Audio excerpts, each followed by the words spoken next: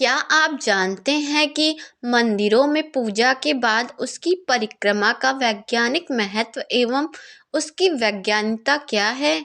असल में आज के अंग्रेजी स्कूलों में पढ़कर खुद को अत्याधुनिक समझने वाले लोगों की ऐसी ही सोच होती है कि हमारे हिंदू सनातन धर्म में मंदिरों में परिक्रमा करना महज एक औपचारिकता भर है, जबकि ऐसा नहीं है। हकीकत यह है कि पूर्ण रूप से एक वैज्ञानिक धर्म होने के कारण हमारे हिंदू सनातन धर्म के एक एक गतिविधि का एक ठोस वैज्ञानिक आधार है।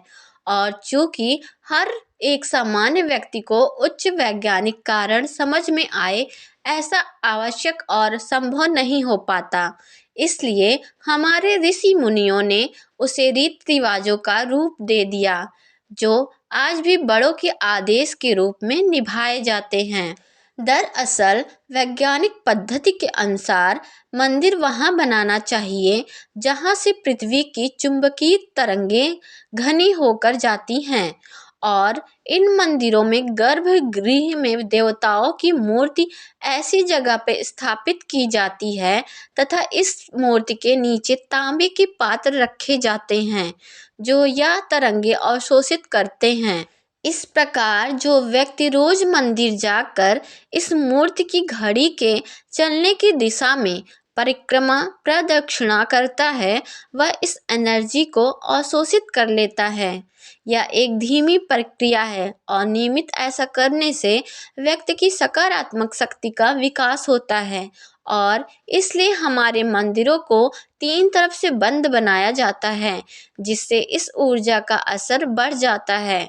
साथ ही मूर्ति के सामने प्रज्वलित दीप ऊष्मा की ऊर्जा का वितरण करता है एवं घंटियों की ध्वनि तथा लगातार होते रहने वाले मंत्रोच्चारण से एक ब्रह्मांडीय नाद बनती है जो ध्यान केंद्रित करते हैं। यही कारण है कि तीर्थ जल मंत्रोच्चारण से उपचारित होता है।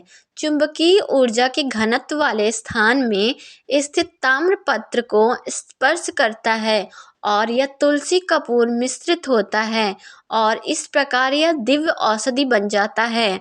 ध्यान रहे कि मंदिर में जाते समय वस्त्र यानी सिर्फ रेशमी पहनने का चलन इसी से शुरू हुआ, क्योंकि ये उस ऊर्जा के अवशोषण में सहायक होते हैं।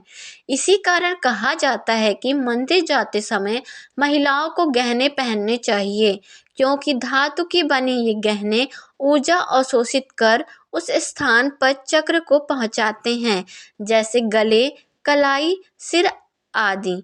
और इसलिए हमारे हिंदू सनातन धर्म में नए गहनों और वस्तुओं को भी मंदिर की मूर्ति के चरणों से स्पर्श कराकर फिर उपयोग में लाने का रिवाज है। इसलिए जागो हिंदुओं और पहचानो अपने आप को एवं अपने वैज्ञानिकता से भरे रीति रिवाजों को, क्योंकि ज्ञान से ही हम अपने धर्म तथा देश की रक्षा कर सकते हैं। एक बात ध्यान रखिएगा, शिवलिंग की सिर्फ अर्ध परिक्रमा ही की जाती है, क्योंकि शिवलिंग पर चढ़ाए गए जल को नहीं नांगा जाता है।